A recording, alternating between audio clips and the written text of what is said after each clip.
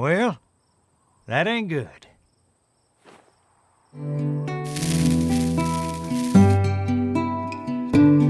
Westerns that kill off the hero.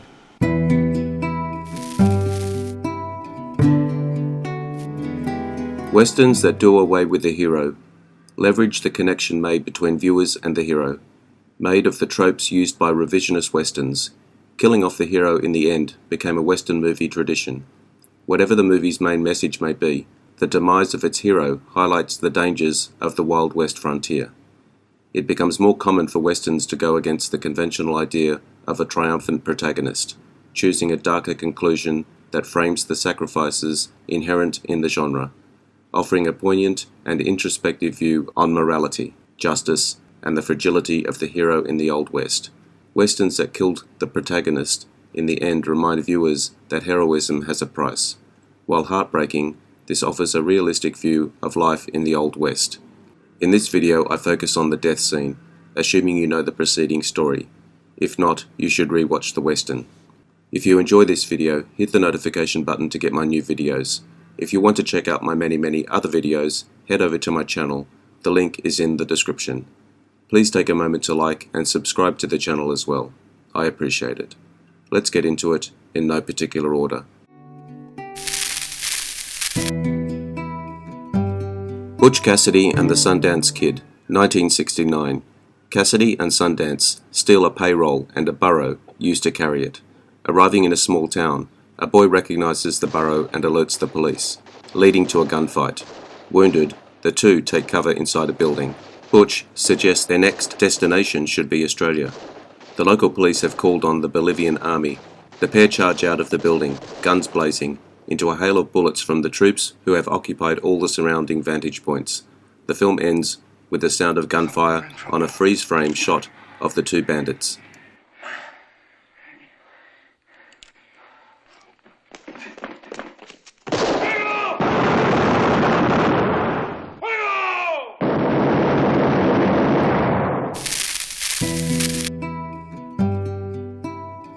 The Oxbow Incident, 1943.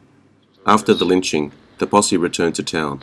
On the way, they encounter the town sheriff, Risley, who reveals Kincaid is not dead, and the two men who shot him have been arrested. Risley then asks Davies, who was responsible for the lynching. All but 7, Davies replies, and the sheriff angrily declares, "God better have mercy on you. You won't get any from me." Later, the posse gathered in the saloon. In silence, they listen to Gill quietly reads Martin's letter aloud to Art. Meanwhile, Major Tetley returns to his house, locks his son out, and commits suicide.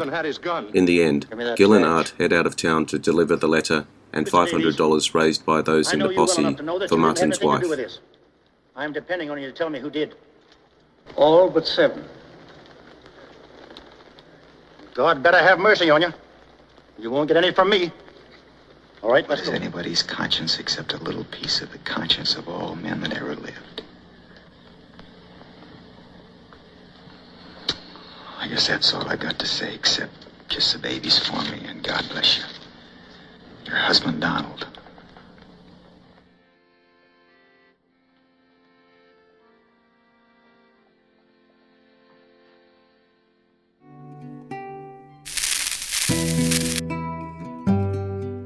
The Wild Bunch, 1969.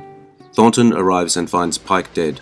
Thornton finds a loaded revolver on Pike's belt and takes it as a sign that the days of men like him are over.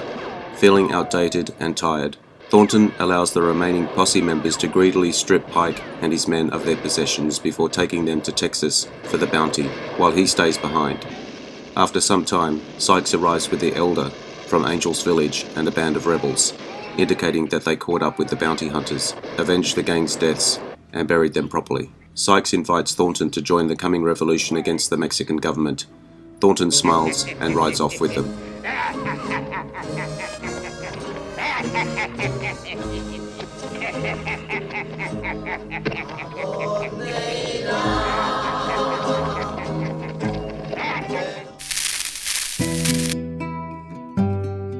"3:10 to Yuma, 2007.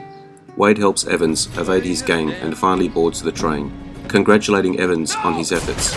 Charlie appears to shoot Evans despite Wade's order to stop. Wade steps off the train, comforting Evans in his final moments. When Charlie returns Wade's gun belt, he abruptly executes Charlie, along with the rest of his gang. William appears to draw his gun on Wade, but does not kill him. Instead, turning to his dying father, Wade boards the train and politely surrenders his weapon. Evans dies, as William tells him he accomplished his mission and got the money. Butterfield watches the train depart with Wade on it. As the train disappears around the bend, Wade whistles, and his faithful horse pricks up his ears and gallops after the train, indicating that Wade is already planning his next escape.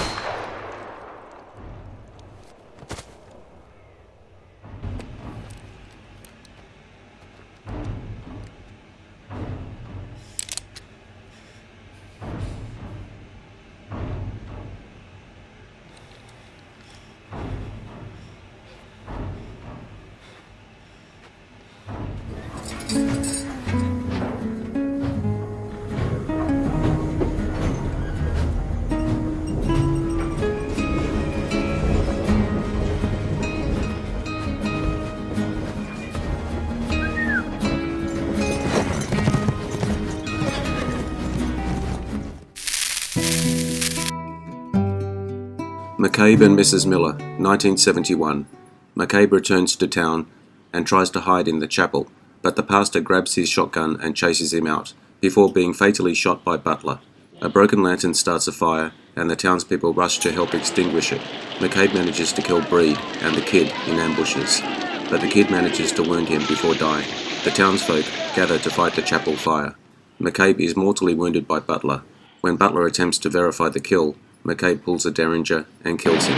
As the townspeople celebrate extinguishing the fire, Macab dies alone in the snow, while Mrs Miller lies sedated in an opium den.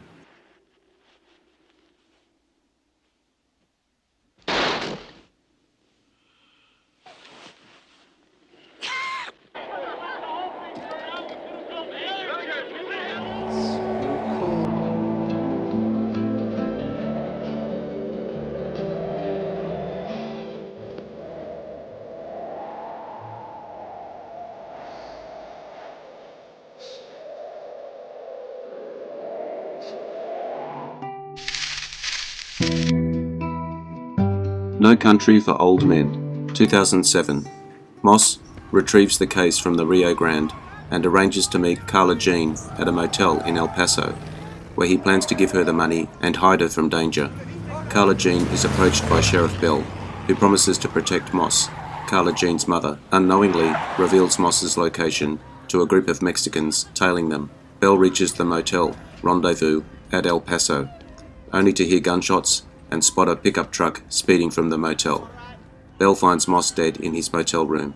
Carla Jean arrives later and understands from Bell's expression that Moss is dead.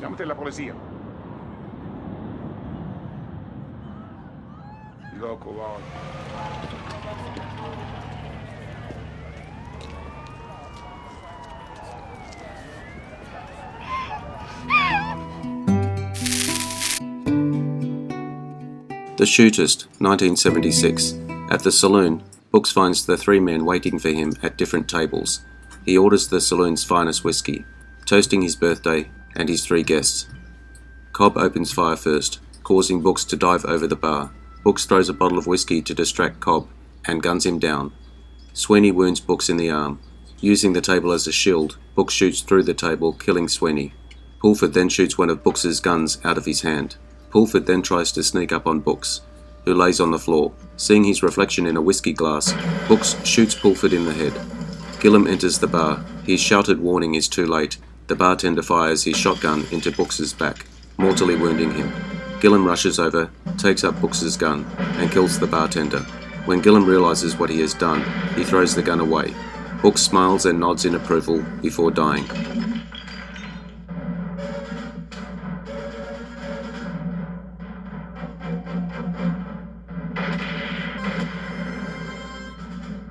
I'll tell you that was for Albert!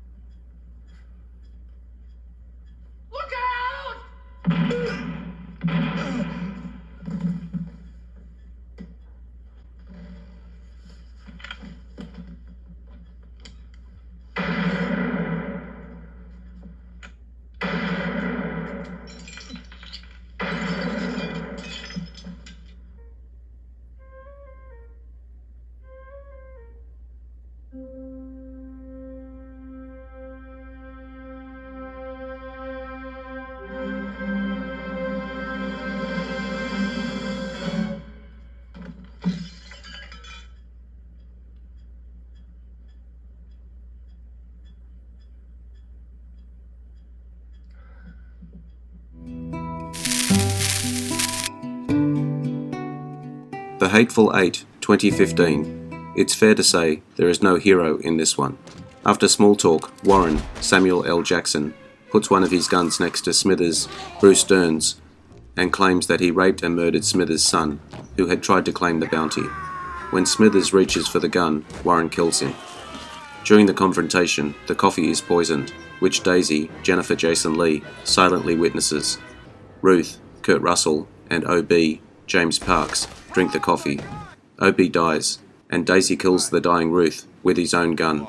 Warren disarms Daisy, leaving her shackled to Ruth's corpse, and holds the others at gunpoint except Mannix, who nearly drank the poisoned coffee himself. Warren and Mannix, both seriously wounded, hold Daisy, Gage, Michael Madsen, and Tobray, Tim Roth, at gunpoint. When they threaten to kill Daisy, Jody, Channing Tatum, surrenders and is executed by Warren. Warren kills Hickok when he tries to persuade Mannix, Walter Goggins. Warren and Mannix then kill Gage when he grabs a pistol hidden under the table. When Mannix faints from blood loss, Daisy hacks off Ruth's arm and goes for a gun, but Mannix reawakes and wounds her. Mannix and Warren hang Daisy from the rafters, in honour of Ruth, who always brought his bounty to the gallows. As they lie dying, Mannix reads aloud Warren's fake Lincoln letter, complimenting its detail.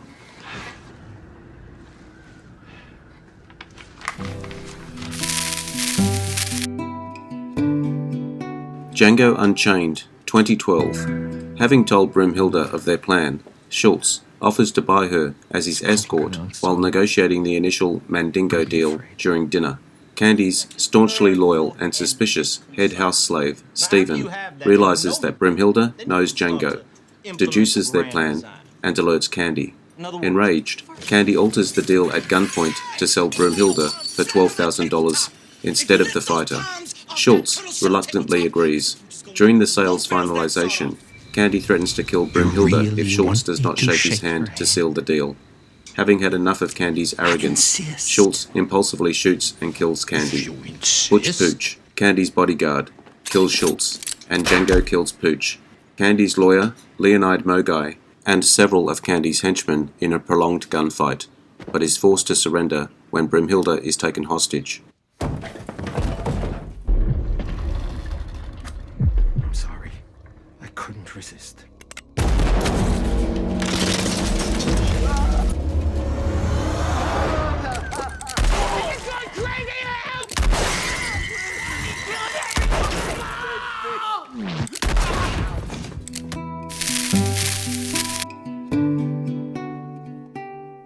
The Ballad of Buster Scruggs, 2018.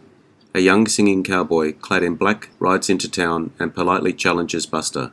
Buster happily obliges, but, much to his surprise, the younger man is an even faster draw and shoots him through the forehead.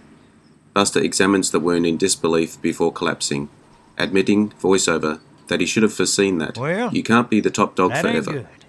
The young man and Buster then sing a bittersweet duet called When a Cowboy Trades His Spurs for Wings, as Buster's spirit rises from his body and floats towards heaven, complete with angel wings and a harp, and expresses hope of a place above Cowboys where people 1972 are better than they are on After dark, Watts and his gang surround Anderson and the boys in their camp. They deliver a battered Weedy, and Watts forces Anderson to surrender his gun and begins to taunt Dan. Anderson finally intervenes when Watts crushes Dan's glasses, and a brutal fistfight ensues between Anderson and Watts, with Anderson ultimately coming out on top. He tells the boys to get ready to leave and starts to walk away, ignoring Watts' calls to stop. Watts shoots Anderson in both arms and a leg before shooting him twice more in the torso. The boys remain passive as instructed, and the rustlers steal the herd.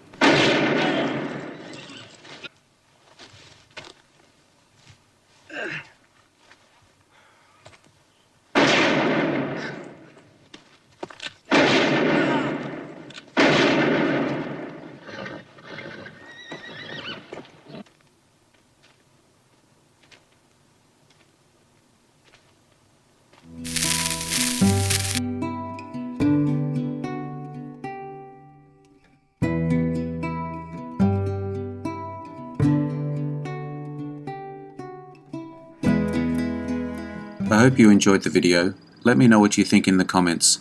I appreciate your likes and subscribers. Hit the notification button to get my new videos. Take a look at my channel and check out my Facebook page. The links are in the description. I am Wrangler.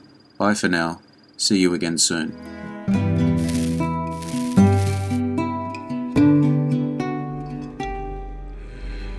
Interesting facts about famous people.